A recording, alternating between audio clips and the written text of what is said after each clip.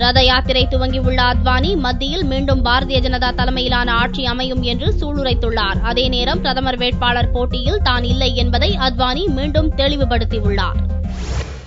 ஊழல், கருப்பு பணத்துக்கு எதிராக மக்களிடையே விழிப்புணர்வை ஏற்படுத்தும் வகையில் பாரதிய ஜனதா மூத்த தலைவர் அத்வானி ரத யாத்திரை மேற்கொண்டுள்ளார். யாத்திரையின் 2வது நாளான புதன்கிழமை அன்று பாட்னாவில் நிருபர்களுக்கு பேட்டியளித்தார் அத்வானி. பார்லிமெண்ட் தேர்தல் நடக்கும் தேதி அருகில் இல்லாவிட்டாலும் கூட ஊழல், கருப்பு பண விவகாரத்தில் ஐக்கிய முற்போக்கு கூட்டணி அரசு செயல்படும் விதத்தால் முன்கூட்டியே தேர்தல் வரும் நிலை உள்ளது என்றும், அதனால் பாரதிய ஜனதா தலைமையிலான தேசிய ஜனநாயக கூட்டணி தலைமையில் மத்தியில் அரசு அமைய வாய்ப்புகள் இருப்பதாகவும் அத்வானி தெரிவித்தார்.